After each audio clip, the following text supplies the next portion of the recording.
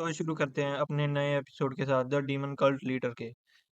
पिछले एपिसोड में हमें दिखाया जाता है पंचुगन डुयुगन को डीमन लॉर्ड असुरा के बारे में बताता है और वो बताता है कि उसने ओयो माउंटेन्स पर एक हेडक्वार्टर बनाया था जहां उन्होंने अपनी सबसे कीमती चीज छुपाई थी। ये सब सुनने के बाद डुयुगन कहता है मुझे इसके बारे में और बताओ, लेकिन पंचुगन मना कर देता है। वो कहता है समय आने पर आपको इसके बारे में बता दिया जाएगा, लेकिन अभी वो समय नहीं आया। लेकिन ये सब सुनकर डुयुगन गुस्सा हो जाता है और कहता है तुम्हारी हिम्मत कैसे हुई मुझे मना करने की। लेकिन पंचुगन उसे कुछ नहीं बताता और उसे कहता है मास्टर मुझे लगता है रात बहुत हो गई है, इसलिए आपको सो जाना चाहिए। और डुयुगन वहाँ चिल्लाता ही रह जाता है, लेकिन पंचुगन वहाँ से चला जाता है।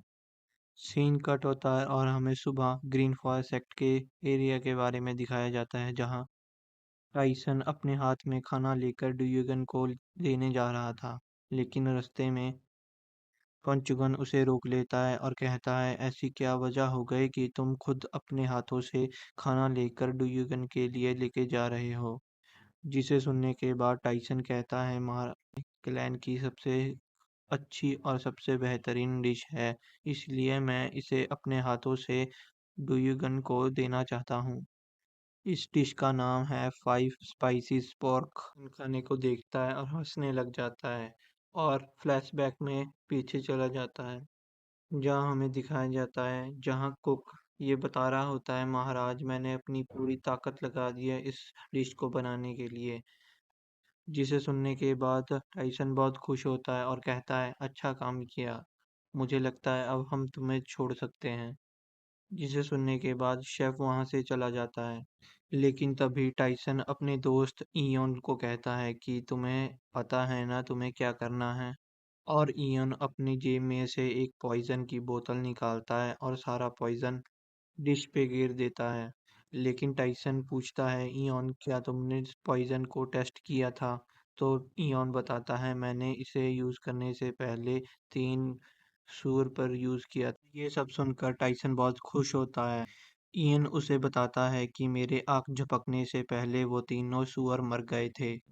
वो बताता है कि इसकी एक बूंद ही काफी है कि ये पूरे क्लैन को खत्म कर सके।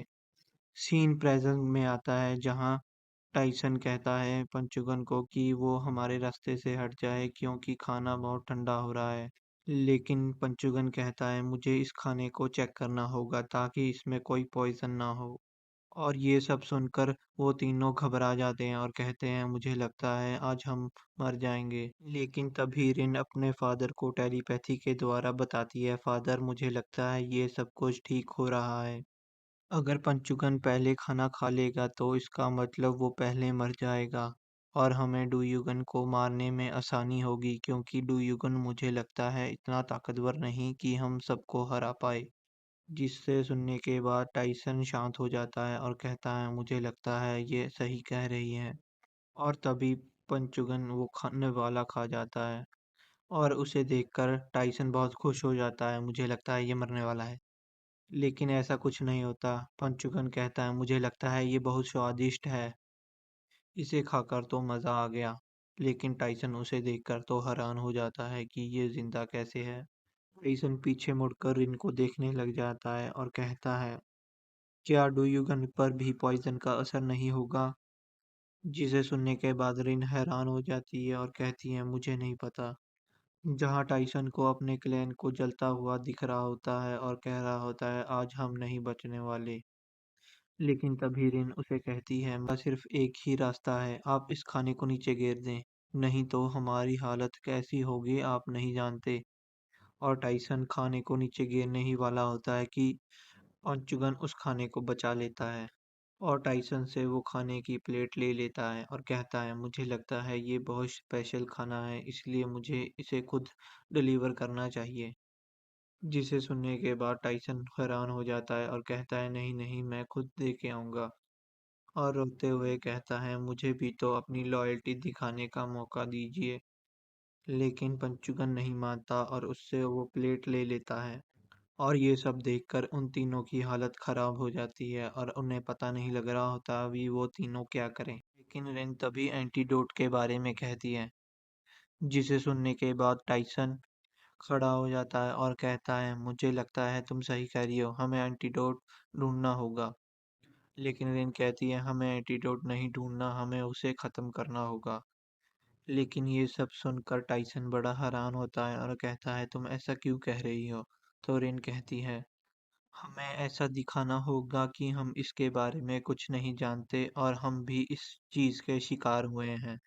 तो हमें सबसे पहले पानी वाले कुएं में इसे डालना होगा ताकि उन्हें शक ना हो कि यहाँ सिर्फ वही पॉइज़न किया गया है जो ट्यूयुगन के खाने के लिए था।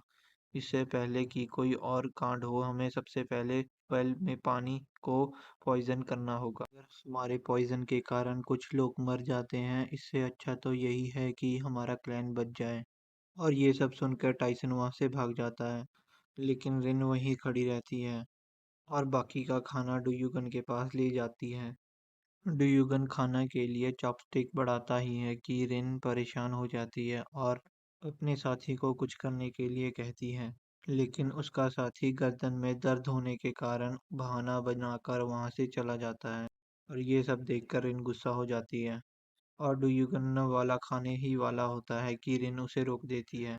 रिन डुयुगन को कहती है, महाराज अगर आपको आपत्ति ना हो तो मैं इसमें से एक बाइट ले सकती हूँ। जिसे सुनने के बाद डुयुगन हैरान हो जाता है, लेकिन पंचुगन को गुस्सा आ जाता है। लेकिन पंचुगन रिन से कहता है, क्या तुम्हें शर्म नहीं आती? तुम ऐसा कैसे कर सकती हो? मेरे मास्टर ने तो अभी तक खाना शुरू भी नहीं किया और तुमने अपनी जीभ में से पानी टपकाना शुरू कर दिया है। लेकिन पंचुगन की बातों का असर रिन पर नहीं होता और फिर भी वो रिन डुयुगन से कहती है कि तुम मुझे एक बाइट तो दे ही सकते हो।